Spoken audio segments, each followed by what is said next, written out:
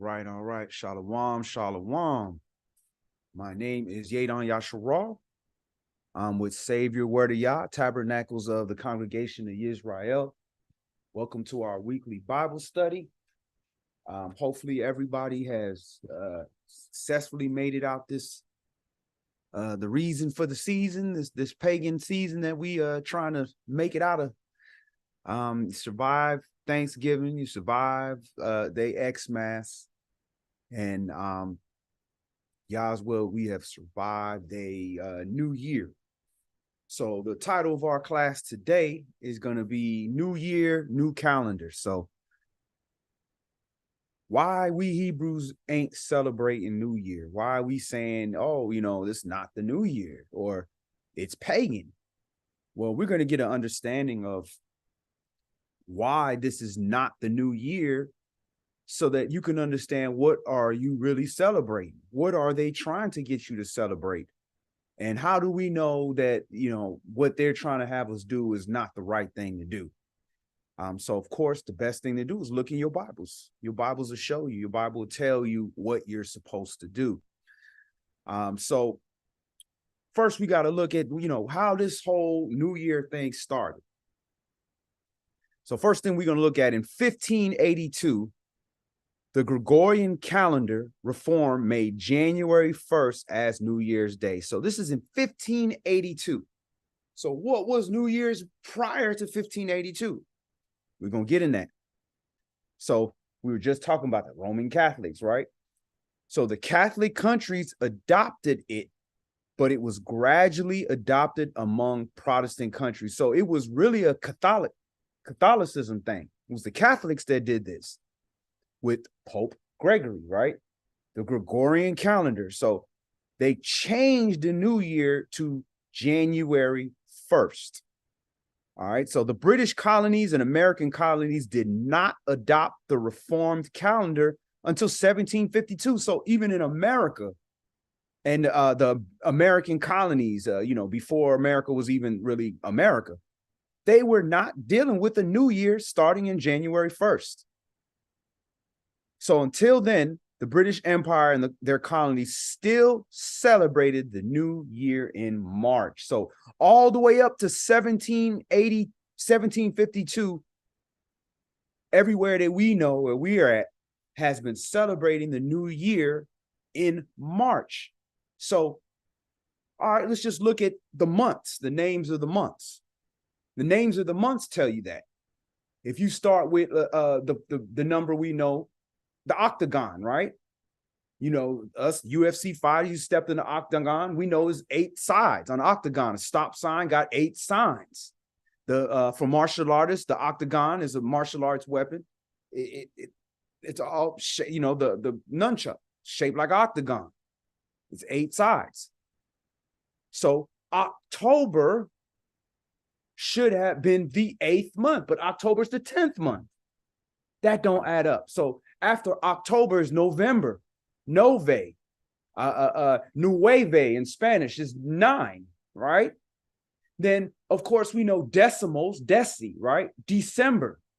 December is the 12th month. Now, what? It don't make any sense. Deci means 10. That's why we have decimals. So December would have been the 10th month. So if December was the 10th month all the way until 1752, right? Then the 11th month, what comes after December? January. That would make the 12th month what? February. So that will put New Year, March. So all this was ancient information. This was nothing new. All this was understood. The first day of the new year changes from March 25th to January 1st. The calendar is also made consistent with Europe by dropping 11 days. So they had to drop 11 days from the European calendar to match up this Gregorian calendar. And with Wednesday, September 2nd in 1752 was literally followed immediately by Thursday, September 14th. So they had to advance the calendar 11 days to try to make it somewhat fit with the seasons. So this is their doing. We know in the Bible, it talks about how they're going to change times and seasons, but this is the history. So this is how we came about to get actual January 1st. All right. So where did this January come from? Why January? So this is what we're going to look at. We're going to see why January. All right. This is the prequel to the class before we get into the scripts on the new year. All right. So I'm going to pull something up real quick. We're going to look at why they keep January as the new year.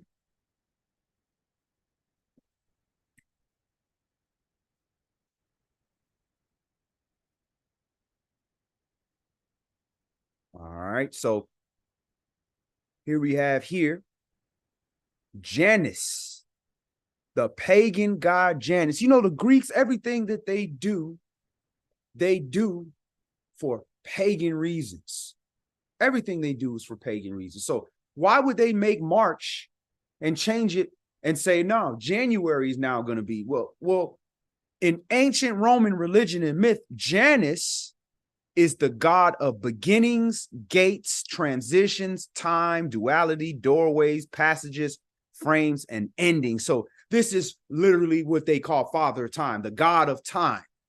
So, of course, to honor this god, Janus, they changed the new year in the springtime to the dead of the winter.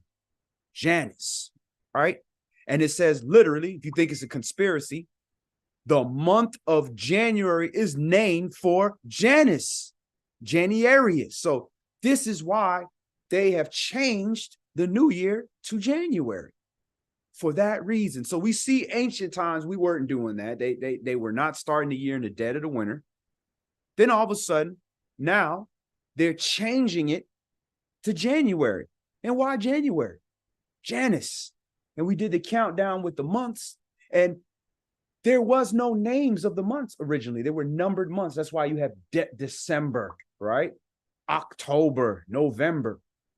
Well, when they were instituting this Gregorian calendar, they wanted to give their two prime gods, Julius Caesar and Augustus Caesar, a month. So then they came up with July and August. And that threw everything off, because now, if you notice how the months work, you got 30 days in November, 31 days in December, and then you look at June, you have 30 days, July 31, you can look at your thumb and you find which months have 30 and 31. So they had to give July and August is back to back. So they had to give them both 31 days. So they had to take days from another month. So they took from February, literally. And that's why February has 28 days, because they took from that day to calculate to make their pagan gods equal. So they could have January, so they could have Julius with his full 31 days and Augustus with his full 31 days. So this whole system of doing things, this whole monthly calculation, everything, even the names of the month and all this is all related to pagan worship, Greek, Roman pagan worship. So in understanding that, we have to say, all right, well, we know we ain't supposed to be doing that, because that's not what we're supposed to be doing. But what are we supposed to be doing? And if you don't understand what you're supposed to be doing, at least understand what you ain't supposed to be doing. So you can say, let me stop from doing this, or let me make sure that I'm not doing worship practices. And one of the biggest worship practices that they do for New Year's, because remember, the god of passages, doorways, time, portals, all that. Two faces, the God with two faces. He looks in the future and the past. They'll tell everybody in church, they call him watch night. My own mother, Roman Catholic, went to this. They go at midnight. They stand, oh, she didn't go actually this year. She's gone other years. And they stand one direction. They say, everybody stand this direction. And they look that direction. And then they count down 10, 9, 8 to midnight. Then everybody turns around the other direction. And they say, Happy New Year and all that stuff, right? You don't realize you've been literally doing a ritual for Janus. That is a demonic pagan ritual. And you are allowing, authorizing all kind of evil spirits that we don't know nothing about to use our vessels, because we're participating in their rituals. So Again, we've received so much grace and mercy from the Most High because almost everything is pagan. You can't even tell somebody what day of the week you're going to meet them outside without saying some pagan name. You know, and we get grace and mercy. But the thing is, when you know better, you do better. So that's what we want to focus on. When we know better, we do better. So Greeks, Romans, they were Greek and Roman back then. Now they've just changed now to Jewish. Same people, same region. Italy, Rome, same area, all right? And these people, they still doing pagan worship. So they have taken our culture now and they call themselves by us, by a name that's supposed to be for us, and they have their calendar. Their calendar has 354 days based on the moon, or it has 383 and a half or 384 days. So you see what's going on here. Man is doing things and coming up with all kind of calendars that don't make no sense. And they justify in the so-called Jewish calendar having an Adar 2, a 13th month. Well, where can you find anywhere in this Bible a 13th month where something happened on the 13th month? And it was the 13th month. Why, when the flood came, they weren't like on the 13th month, the top of the mountains? Or what about who's the priest that's responsible for the 13th month to come in and do? What's his on the course of the priest? Who is that guy? Why they just left that out? So it doesn't add up. You can only say these things and assert these things to people that don't know who they are and don't understand the Bible. So being most of us Israelites have come out of Christianity, and when we left Christianity, we went right into semi-Judeo. We became Judeo-Christian. So we followed a lot of tradition of the Jewish. And that's why we have these 13th months and we keeping new moons and all this type of stuff. And we allowing them to disfigure our Bible and change a word that's supposed to say new month into new moon. That's a problem. All right, so let's get into it. All right, let's go into what is supposed to be the beginning of months for you. So we're going to get into the Torah. Let's go to Exodus chapter 12. Exodus chapter 12. Bear with me 1 second. Let me send a link to this class.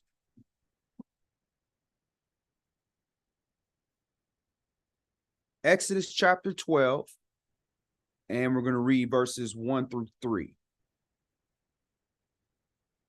And again, this is an open forum. So if you disagree, you know, you feel that, you know, what we're saying is not right or whatever, hey, that's fine. We can get into it. You don't have to agree with everything, but we're going to look at the scripts and we're going to hopefully be able to come away with a solid understanding.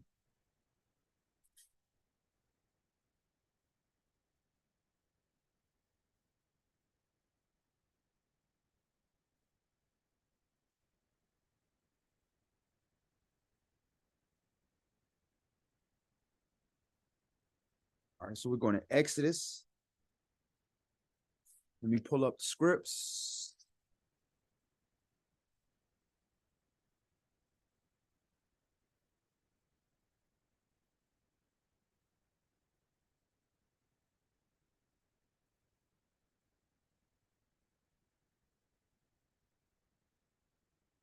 Bear with me, I'm trying to share this. All right, so we're going to Exodus chapter 12, and we're just going to read 1 through 3, and we're going to see what is this? You know, when is the year supposed to start according to our culture, according to the real Father time, the one who created everything, not the pagan Father time.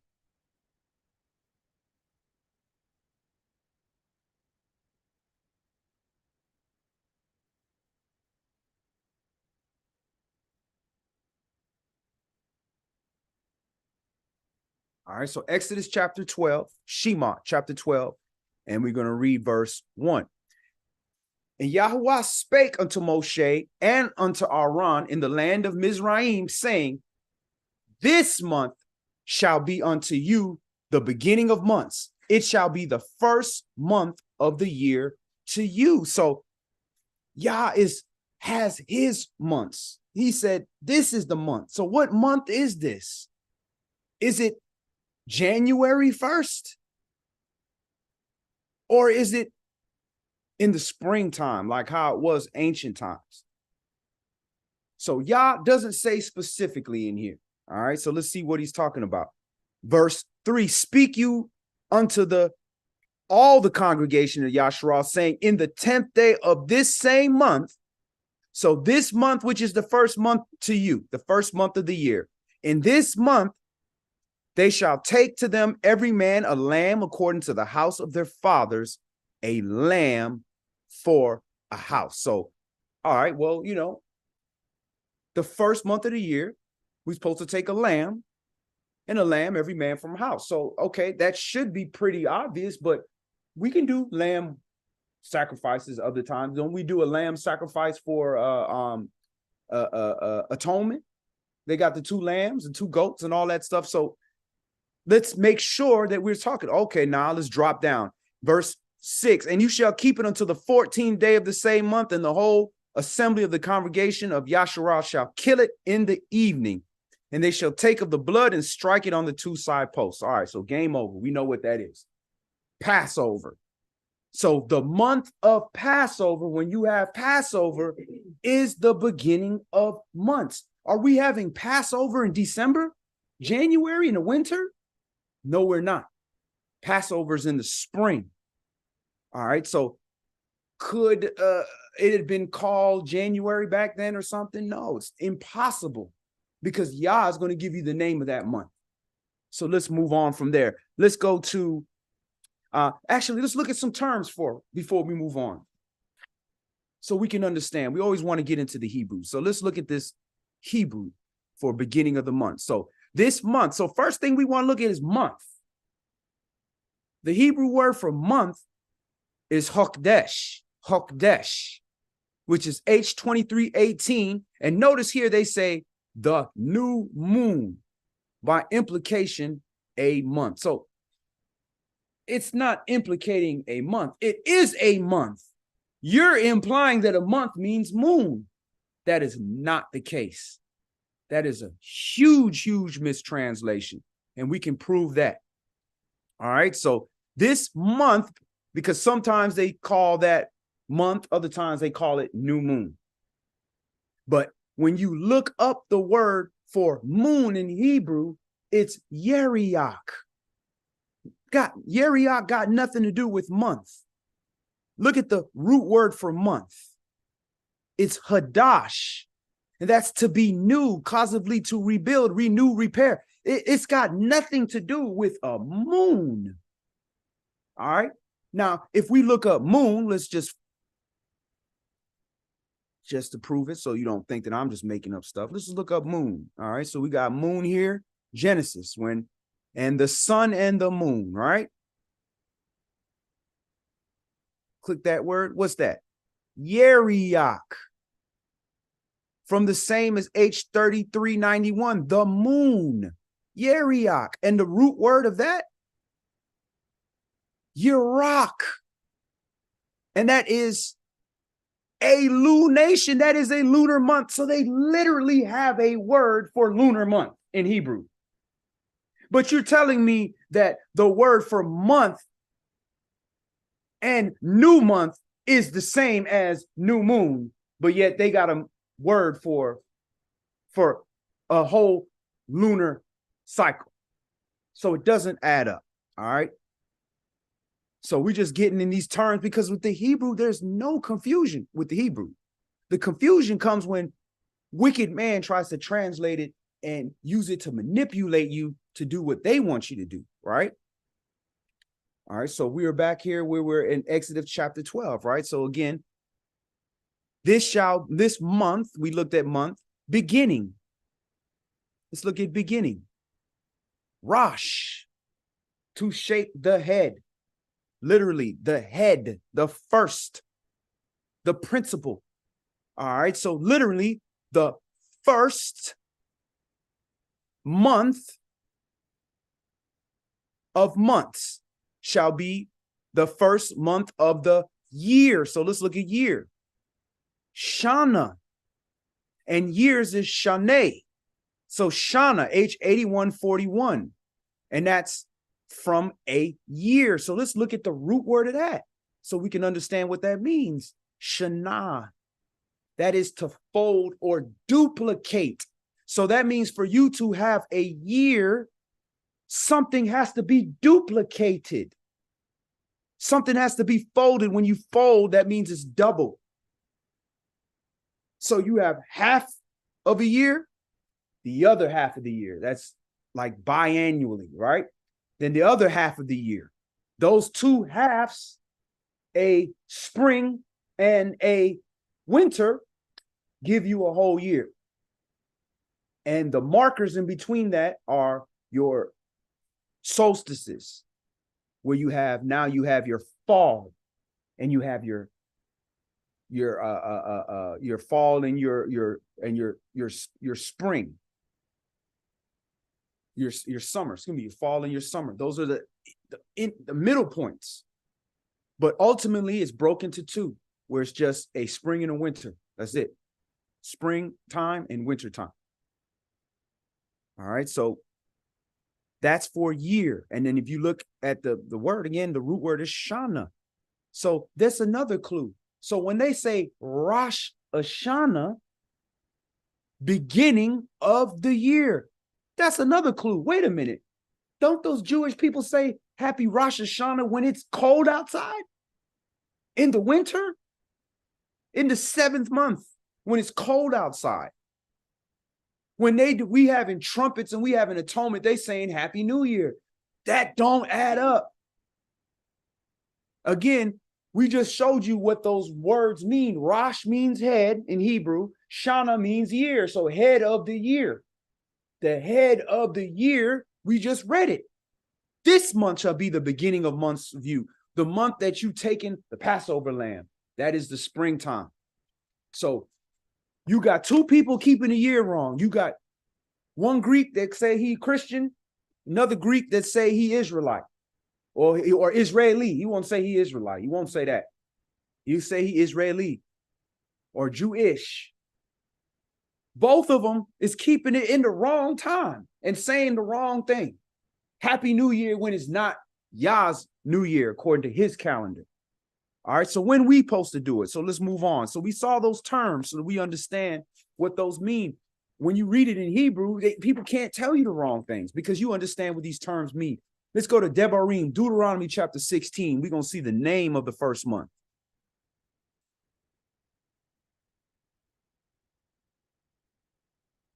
Deuteronomy chapter 16.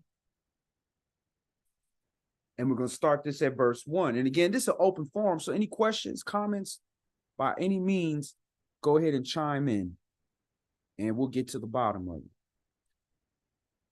And shalom to my brother Yafi Yahuda. Good to see you, family. And big shalom to my brother Yonatan Yasharal. You know, this was the brother that was very instrumental with me in the beginning with starting Israelite Gathering and doing the research, spending the hours, man, doing the calculation, trying to figure this calendar out, trying to figure out, you know, what we were doing. So big shout out to brother Yonatan and his family for the hard work he put in helping us to understand this calendar system. All right, so praise Yah. So we at Deuteronomy, Devarim chapter 16. And we're going to start this at verse 1.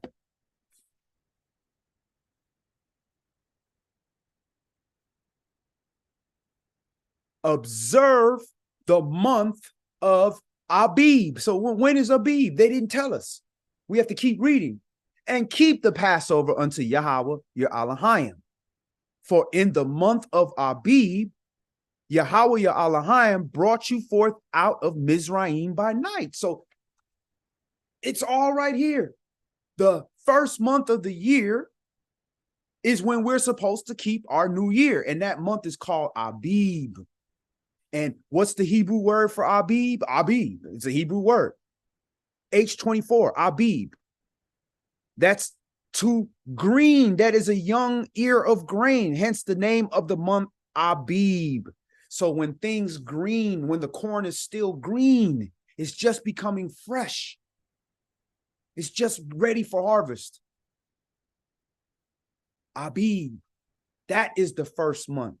And again, second witness, the same month that we're doing Passover. So if you are telling me Happy New Year and we're not keeping Passover this month and things aren't green, ain't nothing green outside. Only thing green goes in a brown leaf about this time of year.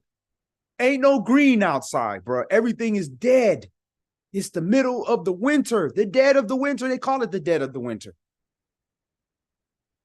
So now you know at least what season it is that the new year is supposed to be in. It's supposed to be when we keep Passover. It's supposed to be in the springtime.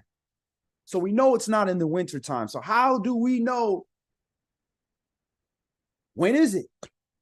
You got enough basic information. The Bible gonna give you enough basic information to stay away from keeping some pagan stuff. The Bible gonna give you all the clues to say, listen, what they doing is clearly not this, so that can't be it. So let me stay away from that. I may not know what to do, but I know that's not it. And hey, I don't know the exact day. All I know is it's in the springtime. So when the spring comes, I'm gonna celebrate that as New Year because that's what my Bible says. Now, you may not understand this calendar. You might not understand how to calculate and how to get the exact day. And you got to go with whatever your camp say or whatever. Listen, do the best you can. Every man got to work his own salvation out with fear and trembling. In this class today, we're not going to specifically go how to calculate everything, but we're going to get you to the area. And we have other classes that you can look up on our page that will tell you exactly how to do it. And we're going to do another class on it. But for today, for time's sake, we're not going to do that. We're just going to show you how to get to the area and how to know you in your right time frame. All right. So before we do that, let's go to Second Esdras. Let's go in Apocrypha. Because what'll happen is we're going to have to start going in these other books. And Second Esdras was originally in the King James Bible. But what happened was they removed it out. So people will say, well, you know, I don't want to deal with nothing. Everything I need is in the Torah. And you're absolutely right. Everything you need for your salvation is in that Bible, in the King James Bible. You good. I'm not saying anything. But what I will tell you is this, that you do not have enough information in just your King James Bible to know exactly when the new year starts, to know exactly how to calculate that. And that's by design. All right, so we're going to the Apocrypha, 1611 King James. We're going to go to Second Esdras. And Second Esdras, I don't know why they will pull this out because it's literally Ezra. It's the same prophet. You got a book called Ezra. You just took two portions of it out and said, nah, y'all need to get this. Y'all need to hear this. Y'all, this is too much for y'all. Too many secrets. All right, so Second Esdras. And we're going to chapter 14, all right? And we're going to start this at verse 44. All right? So this is talking about when Esdras was given the Holy Spirit, and he took 5 brothers with him, and they started writing down books from YAH about the law and the secrets of YAH. So Second Esdras, chapter 14 and verse 44. In 40 days, they wrote 204 books. So there's 204 books that they wrote. How many books we got? Like 80 something, 88 maybe? And it came to pass when the 40 days were filled that the highest spake, saying, the first that you have written, publish openly, that the worthy and the unworthy may read it. So that's what your Bible's for. That's for everybody, for the worthy and unworthy, so that everybody got the same opportunity to repent. Everybody got the same opportunity to say, wait a minute, you said the year started in the springtime. Why are you, right here. You said the year starts in the springtime, according to our Bible. Why are you starting the spring in the wintertime? So That's what the Torah will do. The Bible, the King James, is enough for you to see when people is trying to send you off, trying to have you do something that's against YAH. That's why it said those books, so those first 204 books, he says, go ahead and publish it openly that the worthy and the unworthy may read it. So that's for everybody. But in verse 46, he says, but keep the 70 last, that you may deliver them only to such as be wise among the people. So he's telling you, it ain't for everybody can't get in the Apocrypha. Everybody can't go in Enoch. Everybody can't go in Jubilees. Everybody can't go into the War Scrolls and the Dead Sea Scroll. Everybody can't do that because they can't understand the basics of the Bible. And that's not because they stupid. That's mainly because it's been hidden from us. We don't have teachers. You know, we've been taught all these lies and we're being distracted. But it said these 70, give them to the wise people. Why? Verse 47, for in them is a spring of understanding, the fountain of wisdom, and the stream of knowledge. So he wanted wise people to have this. So if you're a wise person, don't let nobody tell you you can't understand something or you can't get in a book of YAH. Now, you getting in these other books outside of YAH, I can't claim that. I don't know, you know, you're dealing with a lot of stuff. But the books that got to do with our culture, from our people that's predating the Greeks, don't let nobody send you off and try to make you feel bad because you reading the Apocrypha and they don't understand the Apocrypha. Or you reading Jubilees and Enoch, they don't understand it. Well, that's for them. We still gonna read the Torah. We still gonna read the Old Testament, New Testament. But there's other books for wise. So this next portion of the class we about to get into is for those that are wise. Those that are or proclaim they know nothing so they can be wise, like the Bible say. That's what this portion of the class is. So now we're going to figure out how many days in a year, because Torah don't tell you how many days in a year. How do we know that? So we're going to go into the apocryphal books. We're going to go to some of the other books. We're going to go to the book of Jubilees. We're going to go to Jubilees chapter 6. So I'm going to pull it up on the screen. That's Yobelum, Jubilees chapter 6.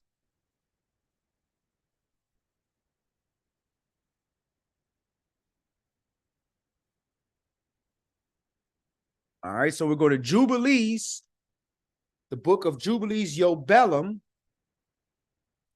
chapter 6, and we're going to read 29 through 38. All right, so again, I'm not going to go into exactly how to calculate the new year and all that. We're not going to do that in this class for time's sake. But what we will do is we'll look at the basic answers. So Yobelum, Jubilee chapter 6 and verse 29. And they placed them on the heavenly tablets. So what are the heavenly tablets? So the heavenly tablets are big tablets, giant stone tablets in the air, like some giant asteroid that he wrote on. No, the heavenly tablets is the sky. That's the heavenly tablets. So he placed them on the heavenly tablets. Each had 13 weeks from one another, past their memorial from the first to the second, from the second to the third, and from the third to the fourth. And all the days of the commandment will be 52 weeks of days. And these will make the entire year complete. Thus it is engraved and ordained on the heavenly tablets. So the sky is literally engraved to be broken into 52 weeks of 7 days. So in 52 weeks of 7 days, you should see a full revolution in the sky of everything that you need to see in a year. Exactly 52 weeks, and 52 times 7 is 364. So it's giving you the exact amount of days in a year. Verse 31. And there's no neglecting this commandment from single year or from year to year. So it's killing all this Julian calendar. Julian is the one, the Julius Caesar, his calendar. He was the first one to start all this leap year crap. where they got, in order to keep up with their gods, to keep up with what's actually really going on, they had to add a leap year. They had to add a leap month and all kind of stuff, right? But this calendar, and by the way, Enoch was given this calendar, and Enoch was told by the holy angel Uriel that this was YAH's calendar. So this is the only calendar that the person who's introducing this calendar told you directly. YAH gave him this calendar. Not a man named Pope Gregory, he gave you that calendar. Not a man named Julius Caesar, he gave you the Julian. Not the Babylonians, which gave you the Babylonian calendar. No, you have somebody that's an angel of YAH. Now, is that true? Time will show. But at least the author is claiming that they got it from YAH. Everybody else telling you we got it from man. All right. So verse 32, and he's saying here in verse 31, there is no leap year. Ain't no it changed this year. Every 4 years it changed. And the command you, the children of Yasharal, that they observe the years according to the reckoning, 364 days. So this is what we are commanded to do. If the pagans want to keep 365, if the other pagans want to keep 354 and 384 another year, let them do what they do. If it make you float your boat, go ahead, do your thing. But you, children of Israel, that's who I'm talking to. My people, we supposed to do according to what YAH told us to do. 364 days, and these will constitute a complete year. And they will not disturb its time from its days and from its feasts. So what they're saying here is that if you have exactly 364 days, that's 52 weeks of 7 days. That means your New Year's always going to be the same day of the year. Your Passover always going to be the same day of the year. Your atonement always the same day of the year and always the same day of the week. So it ain't going to be like New Year's on Tuesday night this year, next year it's on Friday night. That's confusion. His order is perfect. Every year, New Year going to be Tuesday night. Every year, Trump is going to be Tuesday night. Every year. And every week, the seventh day going to be the Sabbath. Every day. Ain't no jumping around. Ain't no following the moon, looking for what the moon do. The moon is confusion. How can you calculate anything solely on the moon? How do you know it's daytime outside? How do you know it's daytime, baby? Because you see the sun. How do you know that it's nighttime? Because you see the moon? And you see the stars. That's a trick question. You see the moon in the daytime. So does that mean it's night if you see the moon outside? No. The moon is confused. It's sometimes it likes to be in the day, sometimes it likes to be in the night. Some nights it don't come out. That sun come out every day. That is your timekeeper. That is if for metaphoric speaking, represents the man. He's supposed to be consistent. He's supposed to be solid. He ain't supposed to change, especially if he's a man of YAH. So again, all these pagans got us trying to follow these wavy ways that are not of YAH. YAH is consistent. And if we read our writings, it shows that what they doing is off. But if you try to go to them and have them explain to you how to do what we are supposed to be doing, they're going to make you worship their gods. Verse 33. But if they do neglect and do not observe them according to his commandment, they will disturb all their seasons, and their years will be dislodged from their order. And they will disturb the seasons, and the years will be dislodged, and they will neglect their ordinances. So this is how important it is, because we all over the place. We don't know when we supposed to be keeping Passover. We don't know when we supposed to say Happy New Year. And guess what? It's a Happy New Year because it's the Jubilee year. Hey, everybody free. We can't even do that. We can't even free people or get our debts cleared or clear somebody's debts. Verse 34. And all the children of Yasharal will forget and will not find the path of the years and will forget the new moons. We ain't forgot the new moons. We forgot the new months. Again, they sliding in moons for months. and seasons and Shabbats, and they will go wrong as to all the order of the years. So we don't know what year we are. Right now, to this day, we don't know what year we're in. All right. And all the, for I know, and from henceforth will I declare it unto you, and it is not of my own devising. For the book written before me lies written before me, and on the heavenly tablets the division of days is ordained. So it's ordained in the sky. You can't change it. That's why they stuff do not add up. Lest they forget the feast of the covenant and walk according to the feast of who? The Gentiles, after their error and after their ignorance. What feast are we walking after if we saying Happy New Year yesterday? Janus, the God of time. You don't control time. First of all, you just got on the scene. You only maybe couple thousand years old.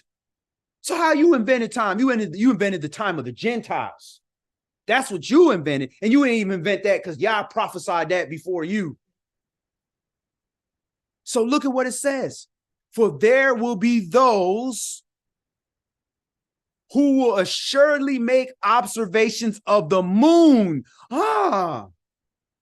That's these Jewish calendars, these lunar calendars, how it disturbs the season and comes in from year to year, 10 days too soon. So did I make that up? How did they know this? But science is now telling you the lunar cycle, 12 moons is going to be exactly 354 days. I don't care if you start 12 moons from the 6th moon of the year or the 12th moon of the year. It don't matter, the 3rd moon of the year. You count 12 moons from there, you're going to get exactly 354 days. 10 days too soon because the year is supposed to be 364. So because they're making observations of that, what they going to do? Oh, they're going to throw an extra moon. Or verse 37, for this reason, the years will come upon them when they will disturb the order and make an abominable day, the day of testimony. And what's an abominable day? Abominable day is when this day is supposed to be a regular day. And you say, no, this is YAH's day. And YAH said, no, tomorrow is my day. You have now turned a regular day of the week into an abominable day because you have now made that into a lie. It's supposed to be just the day before the Shabbat or the day after the Shabbat. You made it the Shabbat. Or it's supposed to be the day before the Sabbathon of unleavened bread or tabernacles. You done made it a regular day. So you done turned a day that's supposed to be a holy day, you done turn it into abomination because you doing abominable things on a holy day because you thinking it's a regular day. Right, and vice versa. And the day of testimony and the unclean day, a feast day, and they will confound all the days. So you ain't just going to mess up one day. You're going to mess up all your days. The holy with the unclean day with the holy, for they will go wrong as to the months and Sabbaths and feasts and jubilee. Why didn't say you go wrong to the moons? Oh, now it's months. Right. It's when you have to say months so that you can get people to understand, then you say months. But when you want to confuse us and make us think moon, you say moon. Right? Why every other language had enough common sense to give a different word for moon and month. Even the Greeks, the same people that's trying to get you Hebrews to believe they BS, they even got different words. The word for moon in Greek is selene. The word for month in Greek is mane, completely different. And we know in Hebrew it's Chodesh for month and Yeriach for moon, completely different. But now all of a sudden we come to this retarded language of English. Moon and month is the same derivative. Sounds very convenient. All right. For this reason, verse 38, I command and testify to you that you may testify to them. For after your death, your children will disturb them. So they will not make the year 364 days only. Is he Nostradamus? This is exactly what we doing now. We just kept the 365-day year. Or it might be 366. I don't know. I can't even keep up. No, I guess it's 365 because we didn't have 29 days. I think we got 29 days in February this year. It's a leap year. Foolishness makes no sense. And for this reason, they will go wrong as to the new months and the seasons and the Shabbats and festivals. And here, look what it says. And they will eat all kind of blood with all kinds of flesh. How does that, what does that got to do with messing up your months? So once you start messing up a little bit, it's eventually going to mess up a lot. Now, because you don't really care when the year starts, you following pagan festivals, now you're eating a raw, bloody pork sandwich. You're getting your steak rare or medium rare. You're getting all that foolishness because you're trying to be, and when in the Romans, do as the Romans. You're trying to do all that foolishness. Because once you start making consolation for them, eventually you're going to turn around and be them. All right, so that's Jubilees. So again, I'm going to show you that the sun is the great timekeeper. We're going to go to Jubilees chapter 2. We're going to go back a few chapters and we're going to see what the timekeeper, we just showed you. If the sun, you know for sure that sun came up, it's the day. That sun went down, it don't go down halfway during the day and come back up. Now, it might be blocked by a cloud, but you ain't going to see it go down, but oh, my bad, and come back up. There's really 4 more hours. You know, I was just man, it's that time of the month, man. When you seen a woman's cycle be changed by the sun, the moon got gravitational pull and all that type of stuff. So the moon, you can mess around and be like, man, be here one day, then be gone the next day. You looking at me like, man, I remember one time I was freaking out. I was like, this is the end of the world. I can see the moon in the daytime. And I started to look and research. I found out, wait a minute, that happens all the time. I was like, oh man, I thought I was special or something. Like I done seen some, like hey, look, I done warned everybody. The world about to end is before I was really reading the Bible. You know, I'm just looking at things and just making, you know, how we do. We just make up stuff when we see stuff. Just like every time there's a blood red moon, the world gonna end tomorrow. All right, so we at Jubilees chapter 2. We're gonna read verses 8 through 10. And again, this portion of the class is for those that are wise or those that proclaim to know nothing so that they can become wise. Yo, Bellum, Jubilees chapter 2 and verse 8. These 4 great works Yah created on the 3rd day. And on the 4th day, he created the sun and the moon and the stars. So if he created the sun, moon, and stars on the 4th day, then how could the new moon be the beginning of every month or the beginning of the year? It don't add up. The moon wasn't created to the 4th day. And did he start, you know, time over and say, you know what, it's going to be Monday now because the moon was created on this day? No. He told you after the 4th day was the 5th day. And after the 5th day came the 6th day when he created all the beasts. And on the 7th day, he rested. So the days of the week kept going.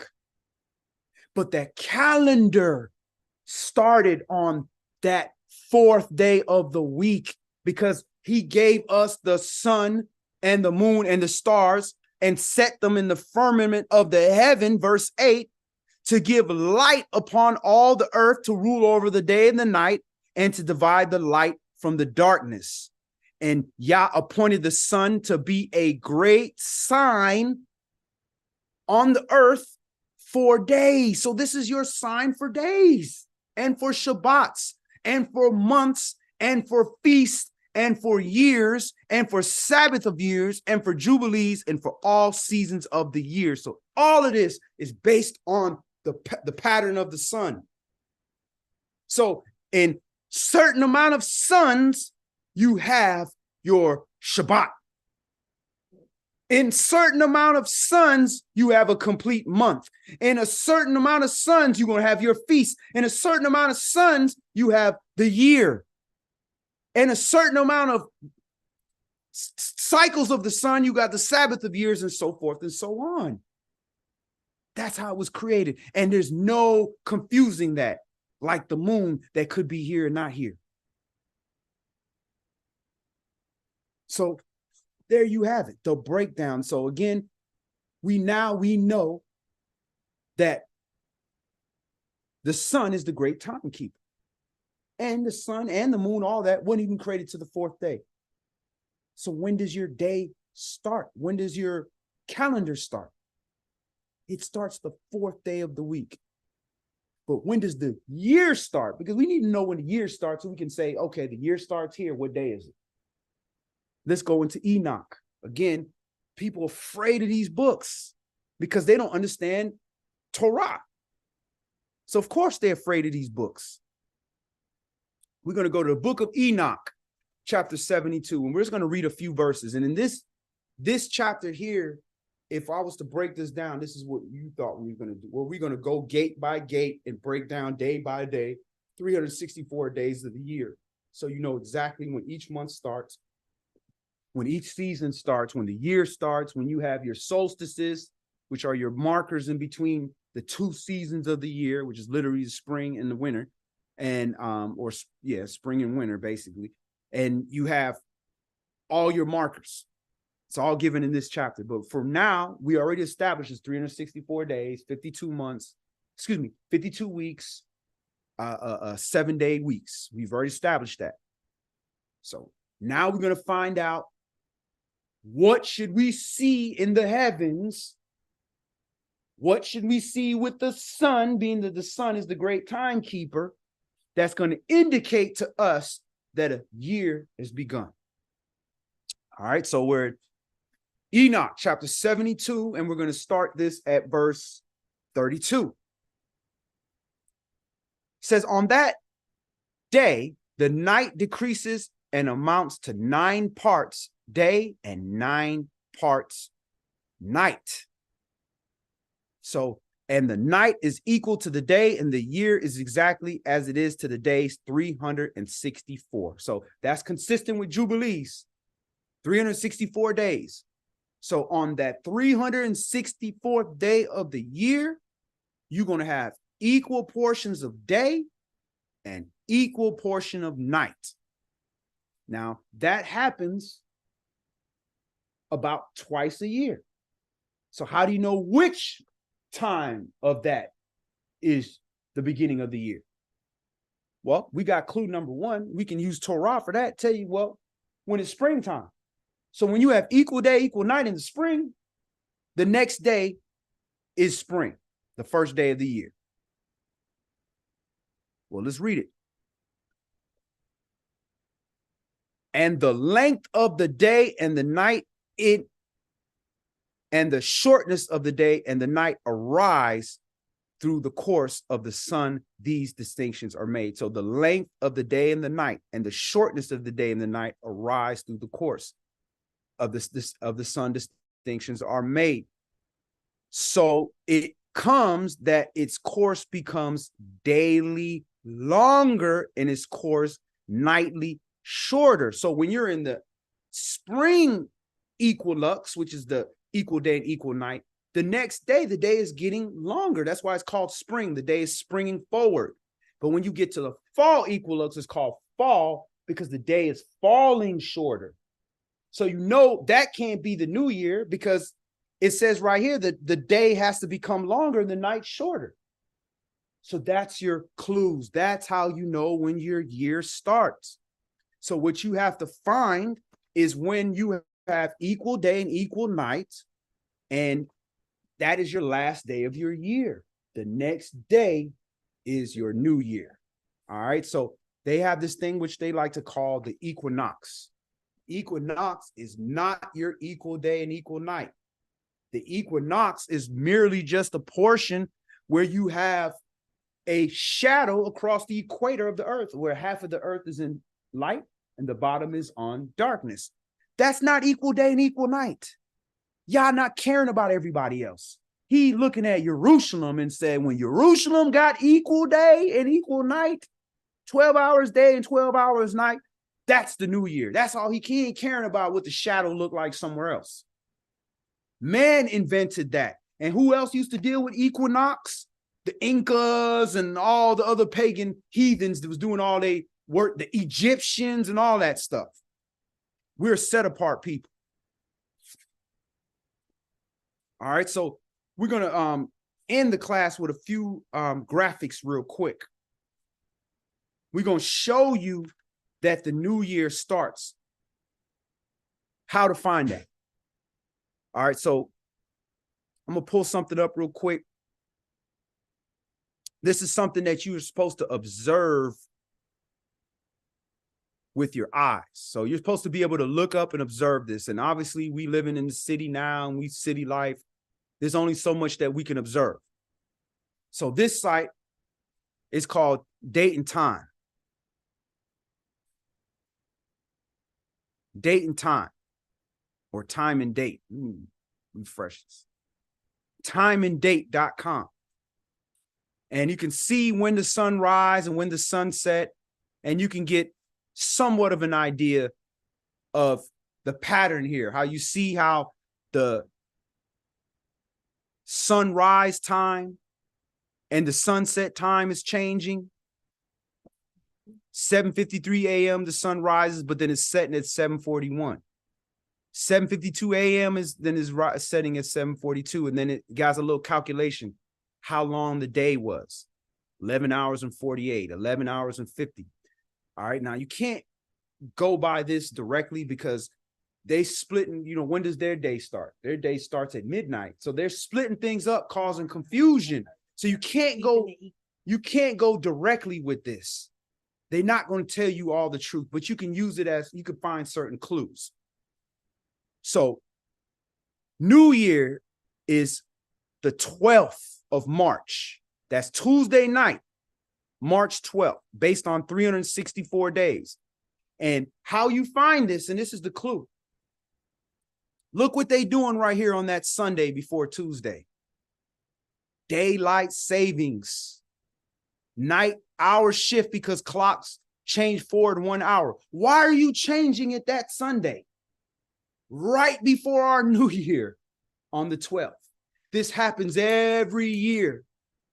If they consider the equinox, they consider around the 19th. It's usually anywhere from the 19th to the 21st every year. That's how you know it can't be the equinox, because it'll be the 19th one year and the next year it'll be the 20th. That's like 366 days. Another year it'll be on the 20th. The next year it's on the 20th. That's at least 365 days. So that can't be a Hebrew calendar.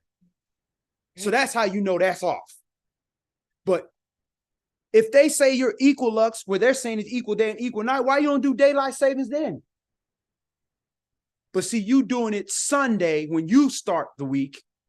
Well, they doing it Sunday because they know the week, literally the first day of the week on calendars is Sunday. And they know the season changes on the 12th. So they shifting the hour around there to throw us off. Because look, it get dark at 6:41. Next thing there's 7:41. That's throwing you off. They're causing confusion.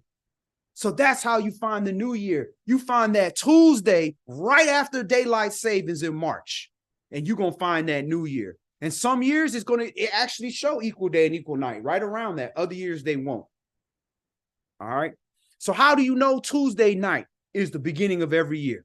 All right. So now I'm going to take you to two separate ancient witnesses to prove to you that New Year is going to be Tuesday night. We already showed you in the ancient scripts in Jobelum, and we showed you in Enoch that it's 364 days every year. Don't change.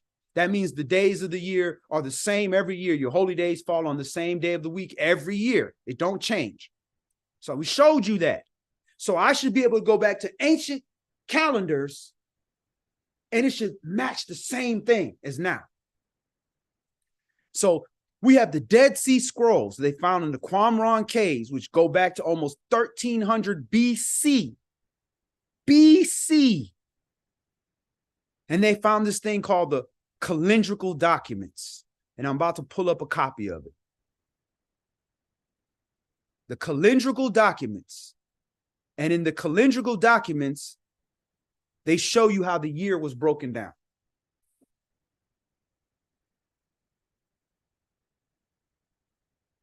All right, so on these calendrical documents, notice here you have Abib. That's the only name they gave you, Abib. This is your spring, Abib, second month, third month. That's a whole season. Those heavenly tablets they talking about, right? The seasons of the year.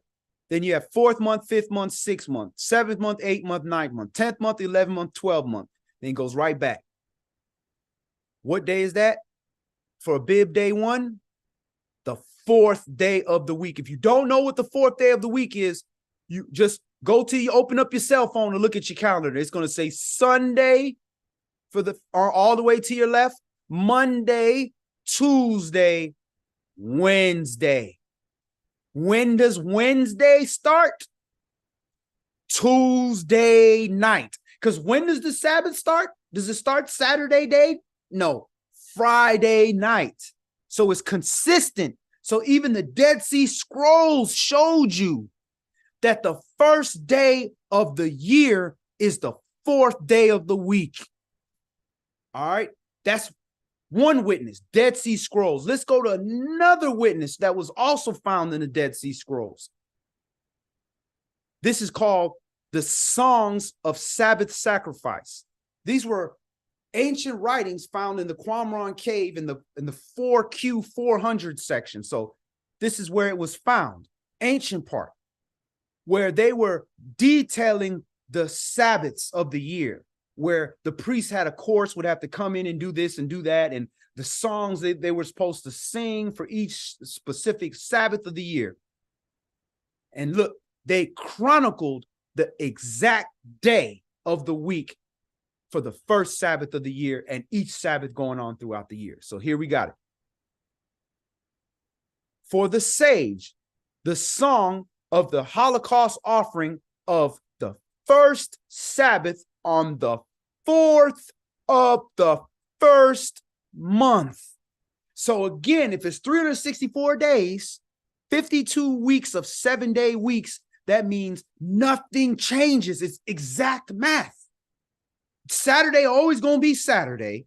And if your birthday is on a Tuesday this year, next year is going to be on Tuesday for the rest of your life, according to YAH's calendar.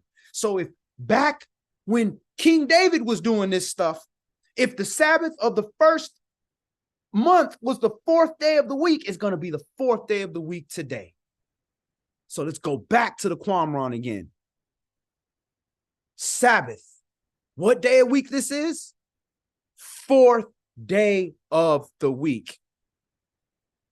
It's right there. Ancient. So again, your new year is going to start on a Tuesday night every year. Every year. It's going to start in the springtime, and it's going to start that Tuesday night directly after they set the clocks back. That's your little clue that you're about to have your new year, because they're trying to mess you up. They're trying to change times. Why they don't do it on the equinox? Why they don't do it in January 1st? Whose daytime you trying to save? What? You gonna do it on a sun? Ask them, why are you doing it on this day? Well, the calculations of the angular curvature of the ball Earth. Like, they get the crap out of here with this ball Earth foolishness, man. If you can't tell me why you can see the North Star from the southern hemisphere when you're supposed to be under the Earth, don't come to me about no daytime savings time.